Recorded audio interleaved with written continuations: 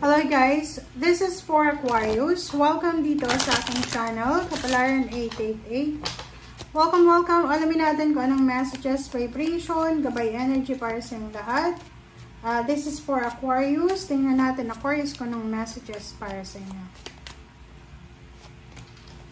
Okay, first two cards tayo.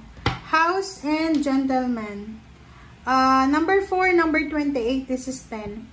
So, Aquarius, number 4 muna tayo. This is house. Sinasabi ng baraha sa'yo dito na merong mga Aquarius na sa linggong ito ay posibleng nakafocus ka sa iyong foundation. Maybe nakafocus ka sa parents mo, sa siblings, sa family, sa anak, kung may anak ka, kung buntis ka sa sarili mo, sa pagpapatayo ng bahay, pagpaparenovate, pagpapakasal, or plano about sa house. So, nakikita ko sir dito na yung plano mo na yan ay depende yan sa'yo.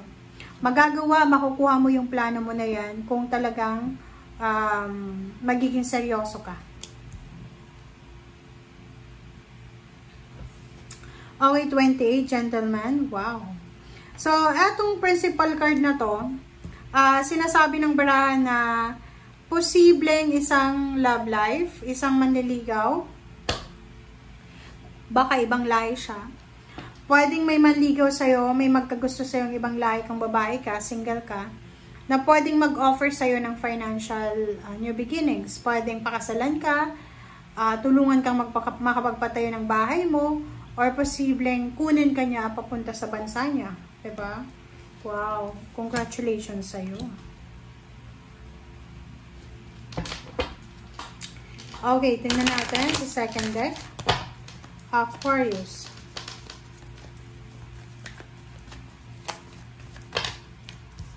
Okay, message of concern and journey. O, diba? So, sinasabi ng baraha sa'yo dito na yon. Nakikita ko na.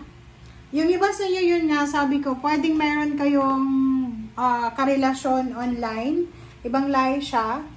Kung babae ka, sinasabi ng baraha na pwedeng yung lalaki na yon ay handang-handa na siya para pumunta ng Pilipinas or sa ibang bansa, kung nasa ibang bansa ka, para makipagkita sa'yo. But the problem is, mayroon kang concern sa sarili mo. May asawa ka ba? Like parang nakikita ko dito,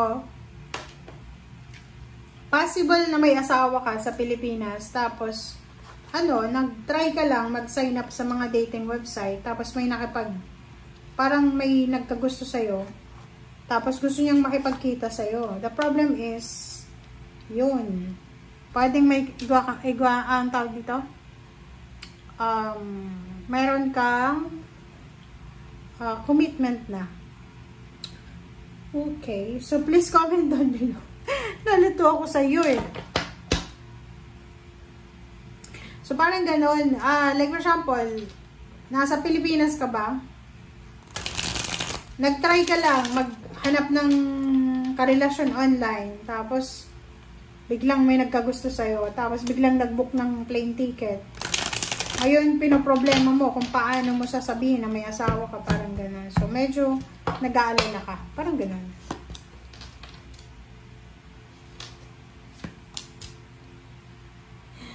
Okay, dito naman, sinasabi ng baraha sa'yo, Aquarius, na, wow, meron kang minamanifest, meron kang wini-wait, hinihintay na emotional wishes. Yun nga, like for example, baby, relationship, job, yung parang pangarap mo sa buhay. So, etong 9 of Cups and the Star, sinasabi ng baraha na you're waiting for it for how long na? Maybe years, parang ganon. And ang ginawa mo is parang na-let go mo lang siya. Hinayaan mo na ang Panginoon yung magbigay sa'yo ng go signal. So, dito sinasabi ng baraha sa'yo na yung emotional wishes, emotional dreams, emotional plans mo na yan, ay posibleng mangyari siya. Yung parang nagjo-joke ka lang. Yun, parang gano'n, nagjo-joke ka lang na makipagrelasyon, wala kang ginagawa, di ka makatulog sa gabi, nag-sign up ka sa dating website, Ganun, nakita mo, ay, ito clinic mo, tapos nag-message ka ng hi, hello, parang ganun. Tapos biglang nag-book ng plane ticket yun, na makipagkita sa'yo, interesado. 5 swords and 5 pentacles. So, sinasabi ng baraha sa'yo dito na may kailangan kang i-give up just because of financial problems and physical health problems. Comment down below. OMG. What?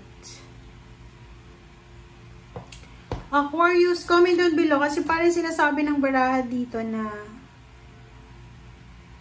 kailangan mong i-give up ang isang relationship because of money. OMG, naku, nalito ako, nahilo ako dun, guys. Diba? Sabi ko dito, ang nakita natin na energies, like for example yun, pwedeng may asawa ka. Yun, asawa girlfriend, boyfriend. And, pwedeng may kaibigan ka na sinabi sa'yo, pwede kang mag-sign up sa dating website. Makakakilala ka ng ibang lahi na pwedeng maging relationship mo. Bad influence yun, yung nagsabi na yun sa'yo. Kasi ngayon, tingnan mo, isang relationship, ang posibleng i-give up mo because of lack of money.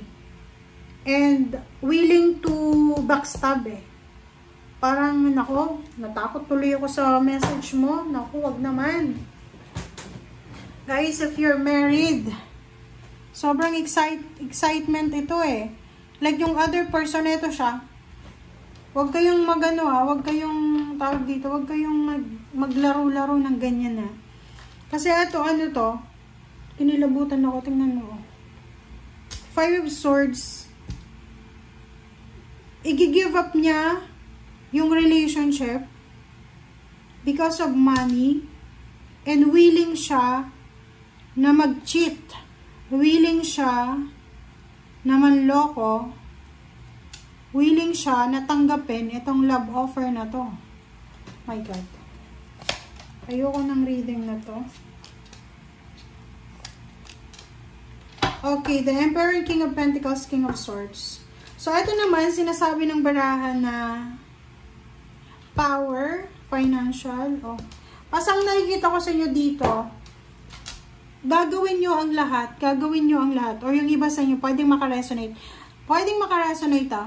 Disclaimer pwedeng makaresonate yung iba hindi. Kasi hindi maganda yung reading, guys. Kasi ito, power to Power, financial power, and direction. Ito yung focus mo Parang sinasabi ng baraha, wala akong pakialam kung may masaktan ako. Wala akong pakialam mag-cheat, wala akong pakialam i-cheat, i-give up yung relationship because ang gusto ko is power, financially, and yun yung gusto kong puntahan. Nako. Comment down below because there's a message of concern. Pwede kang magka-problema niyan sa batas. If you're married, if you're having a relationship, boyfriend, girlfriend, live-in partner. Okay? Thank you, guys. Bye!